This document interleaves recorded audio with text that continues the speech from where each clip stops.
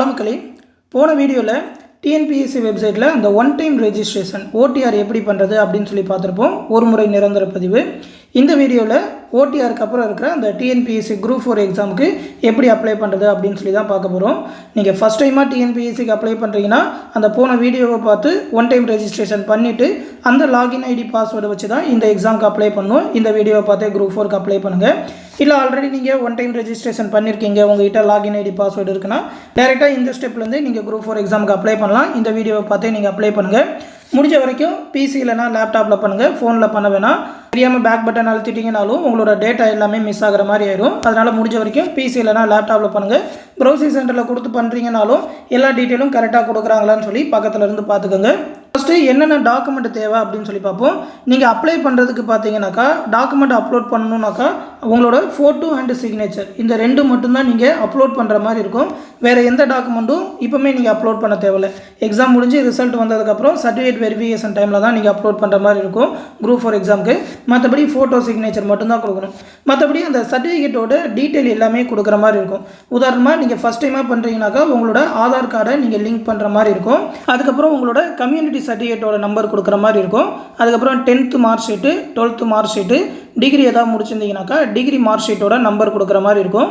உங்களுக்கு பிஎஸ்டிஎம் அந்த reservation தேவைனாக்கா பிஎஸ்டிஎம்மோட certificate detail, அதாவது எந்த டேட்டில் கொடுத்தாங்க, யார் கொடுத்தாங்க, எந்த ஸ்டாண்டர்ட்லேருந்து எந்த ஸ்டாண்டர்ட் வரைக்கும் படிச்சிருக்கீங்க அப்படின்னு சொல்லி அதோட டீட்டெயில் எல்லாமே கொடுக்கணும்.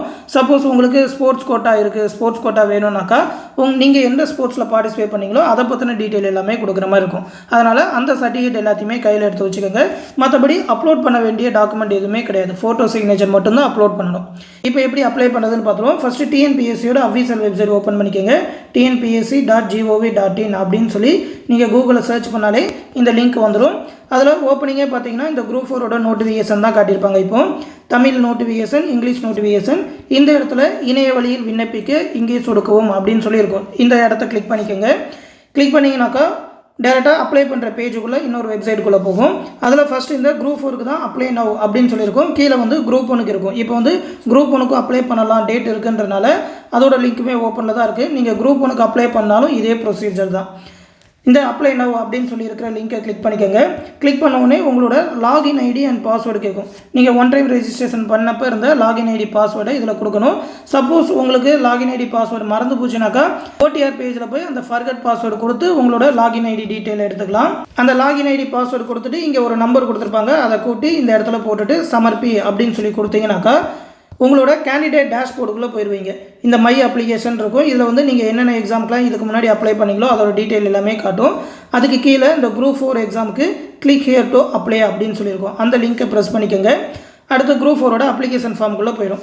ஒரு 11 ஸ்டெப்பு கிட்ட உண்டு. இந்த ஸ்டெப்பு எல்லாத்தையுமே நீங்கள் ஃபில் பண்ணணும். அதில் ஒன்று ஒன்றா கம்ப்ளீட் பண்ணிக்கிட்டே வரணும். ஃபஸ்ட்டு பார்த்தீங்கன்னா அந்த ரெக்கமெண்ட் டீட்டெயிலில் வேறு ஒன்றுமே இல்லை, அதோட நோட்டிஃபிகேஷன் தான் கொடுத்துருப்பாங்க. இது எல்லாத்தையுமே படித்து பார்த்துக்கோங்க அப்படின்ற மாதிரி சொல்லியிருப்பாங்க. ஆல்ரெடி நோட்டிஃபிகேஷன் எல்லாத்தையுமே பார்த்துருப்போம். அதனால் இந்த செக் பாக்ஸை டிக் பண்ணிவிட்டு சேவ் அண்ட் கண்டினியூ அப்படின்னு சொல்லி இந்த லிங்கை ப்ரெஸ் பண்ணிக்கோங்க. அடுத்த ஸ்டெப்புக்கு போயிடும். அடுத்த ஸ்டெப்பில் வந்து அப்ளிகேஷன் டீட்டெயில், அதாவது உங்களோட ஃபோட்டோ சிக்னேச்சர் நீங்கள் அப்லோட் பண்ணணும். ஃபோட்டோ வந்து ஒரு 20லேருந்து 50 கேபிக்குள்ளே ஜேபிஜி ஃபார்மெட்டில் இருக்கிற மாதிரி பார்த்துக்கோங்க. பேக்ரவுண்டு வந்து ஒயிட்டில் இருக்கிற மாதிரி பார்த்துக்கோங்க. உங்களோட நேமு, என்னைக்கு ஃபோட்டோ எடுத்தீங்களோ அந்த டேட்டு இதில் என்ட்ரு பண்ணியிருக்கிற மாதிரி எடிட் பண்ணிக்கோங்க. சாதாரணமாக நீங்கள் பெயிண்ட்லேயே என்ட்ரு பண்ணலாம், இல்லைனா அதற்கான சாஃப்ட்வேரும் தனியாக இருக்குது. டிஎன்பிஎஸ்சி ஃபோட்டோ எடிட்டர்னு சொல்லி நீங்கள் கூகுளில் சர்ச் பண்ணிங்கனாலே வந்துடும்.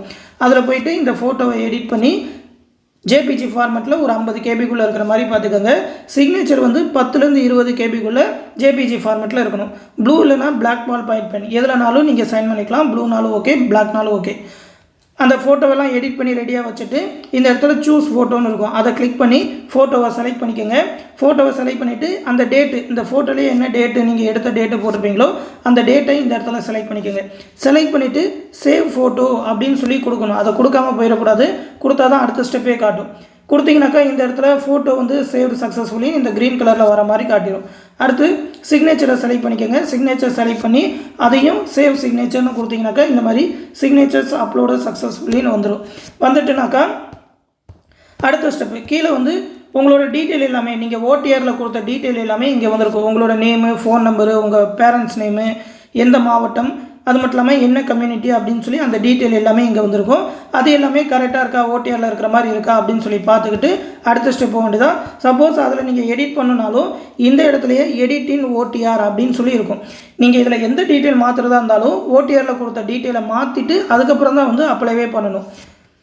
இந்த இடத்துல எடிட் இன் ஓடிஆர்னு இருக்கும், அதில் போய் நீங்கள் எடிட் பண்ணிக்கலாம். அடுத்து இந்த இடத்துல விண்ணப்பதாரின் பெயர்னு இருக்கும். உங்களோட நேம் இனிஷியல் போட்டுக்கோங்க, பிறந்த தேதி, பாலினம் மேலா ஃபீமேலான்னு செலக்ட் பண்ணிக்கோங்க, வகுப்பு என்ன கம்யூனிட்டி, உங்களோட ஃபோன் நம்பர், உங்களோட மெயில் ஐடி, இது எல்லாத்தையுமே இந்த இடத்துல என்ட்ரு பண்ணிக்கோங்க.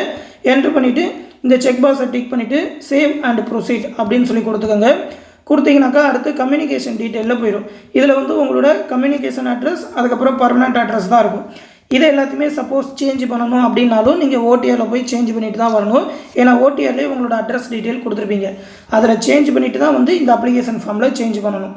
அதில் நீங்கள் கொடுத்த டீட்டெயில் அப்படியே இதில் உடனே வந்துடும். அது எல்லாமே கரெக்டாக இருக்கான்னு பார்த்துட்டு இந்த செக் பாக்ஸை டிக் பண்ணிவிட்டு சேவ் அண்ட் கண்டினியூன்னு கொடுத்தீங்கன்னாக்கா இந்த ஸ்டெப்பு ஓவர். அடுத்த ஸ்டெப்பில் வந்து ஸ்பெஷல் கேட்டகரி காட்டும். அதாவது நீங்கள் வந்து மாற்றுத்திறனாளியா இல்லைனாக்கா முன்னாள் இராணுவத்தினரான்னு கேட்கும். அதில் வந்து ஆமாம் இல்லையா அப்படின்னு சொல்லி செலக்ட் பண்ணணும். இல்லை அப்படின்னு சொல்லி கொடுத்தீங்கன்னா வேறு எந்த டீட்டெயிலுமே கொடுக்க தேவையில்லை. ஆம்னு கொடுத்தீங்கன்னா என்ன விதமான டிசேபிலிட்டி உங்களுக்கு இருக்குது, இல்லை நீங்கள் எக்ஸ் சர்வீஸ்மேன்னு கொடுத்தீங்கன்னா எத்தனை வருஷம் சர்வீஸில் இருந்தீங்க, எந்த பீரியடில் இருந்தீங்க, எந்த கிரேடில் இருந்தீங்க, அதை பற்றின டீட்டெயில் எல்லாமே கொடுக்கணும். அது எல்லாத்தையுமே கொடுத்துட்டு இந்த செக் பாக்ஸை டிக் பண்ணிவிட்டு சேவ் அண்ட் கண்டினியூன்னு கொடுத்துட வேண்டியதான். அடுத்த ஸ்டெப்பில் போயிடும். அடுத்த ஸ்டெப்பில் வந்து எலிஜிபிலிட்டி டீட்டெயில். அதாவது நீங்கள் வந்து ஆல்ரெடி இந்தியன் கவர்மெண்ட்டில் ஏதாவது சர்வீஸில் இருக்கீங்களா, ஏதாவது கவர்மெண்ட் ஜாபில் இருக்கீங்களா, அப்படி இல்லைன்னா ஏதாவது தேர்வாணையம் இந்த மாதிரி எக்ஸாமில் நீங்கள் எழுதக்கூடாதுன்னு சொல்லி ஏதாவது தடை பண்ணியிருக்காங்களா, அப்படி இல்லைனாக்கா உங்கள் மேலே ஏதாவது குற்றவியல் வழக்கு கிரிமினல் கேஸ் எஃப்ஐஆர் ஏதாவது ஃபைல் ஆகிருக்கா, இல்லை நீங்கள் ஒன்றுக்கும் மேற்பட்ட உயிருடனுக்கும் துணை, அதாவது 2 மேரேஜ் பண்ணியிருக்கீங்களா, ஒன்றுக்கு மேற்பட்ட மேரேஜ் பண்ணியிருந்தீங்கன்னாக்கா நீங்கள் எலிஜிபிள் இல்லை. இது எல்லாமே ஆமாம் இல்லையா அப்படின்னு சொல்லி கொடுக்கணும். இதில் மேக்ஸிமம் இல்லைன்னு கொடுத்தா தான் அடுத்த ஸ்டெப்பே போக முடியும். ஆம்னு சொல்லி கொடுத்தீங்கன்னா இந்த கவர்மெண்ட் ஜாப் பற்றின டீட்டெயில் எல்லாமே கொடுத்து என்ஓசி கொடுக்குற மாதிரி இருக்கும்.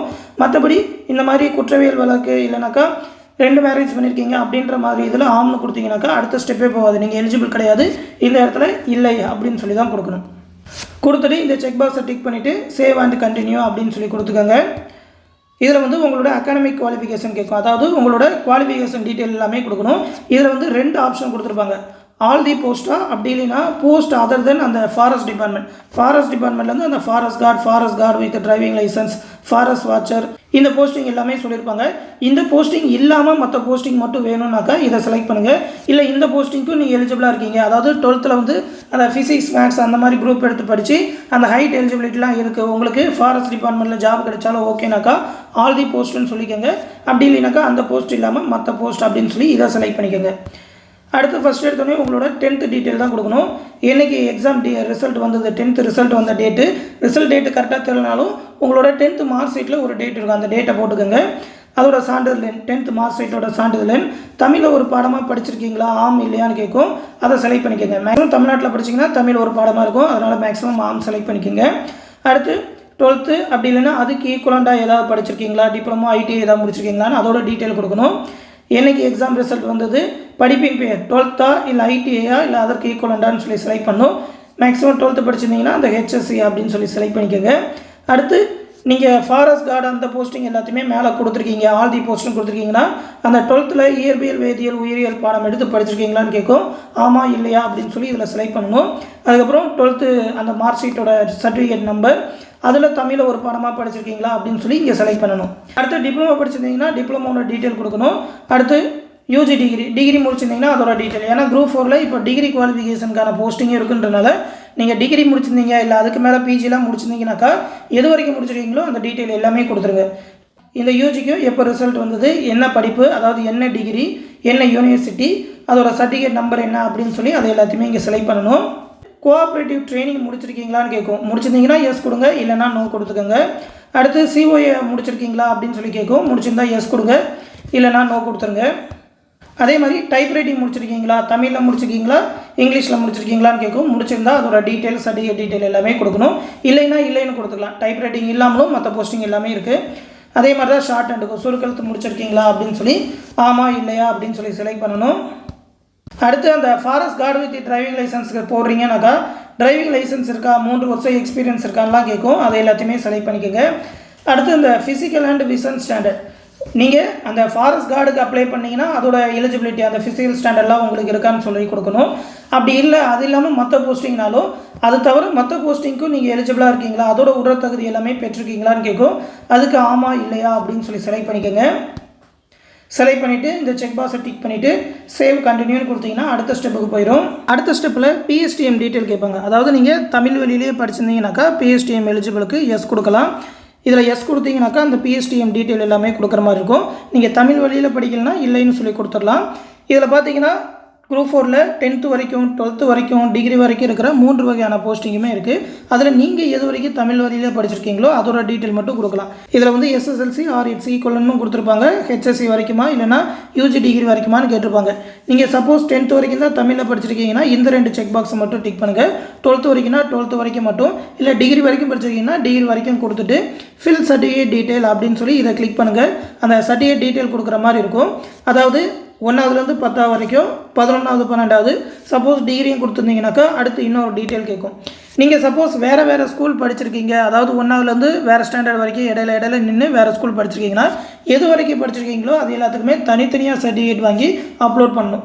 உதாரணமாக பார்த்தீங்கன்னா நம்ம அப்லோட் பண்ணி கொடுத்தவங்களுக்கு 4 ஸ்கூல் கிட்ட 12th வரைக்கும் படிச்சிருக்காங்க. 1ஆவதுலேருந்து 5ஆவது வரைக்கும் ஒரு ஸ்கூல், 6ஆவது ஒரு ஸ்கூலு, 7ஆவதுலேருந்து 10ஆவது வரைக்கும் ஒரு ஸ்கூலு, 11ஆவது 12ஆவது ஒரு ஸ்கூலு. இந்த மாதிரி இந்த இடத்துல ஆட் மோர் டேட்டான்னு வரும். அதை கிளிக் பண்ணி ஒரு ரோவாக ஓப்பன் பண்ணி அதோட டீட்டெயில் எல்லாமே கொடுக்கணும்.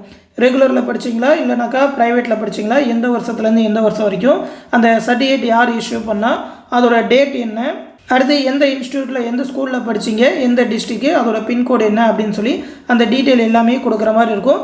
எத்தனை வரைக்கும் படிச்சிருக்கீங்களோ அது வரைக்கும் நீங்கள் பிஎஸ்டிஎம் கொடுக்கணும். எத்தனை ஸ்கூல்னாலும் தனித்தனியாக சர்டிஃபிகேட் வாங்கி கொடுக்கணும்.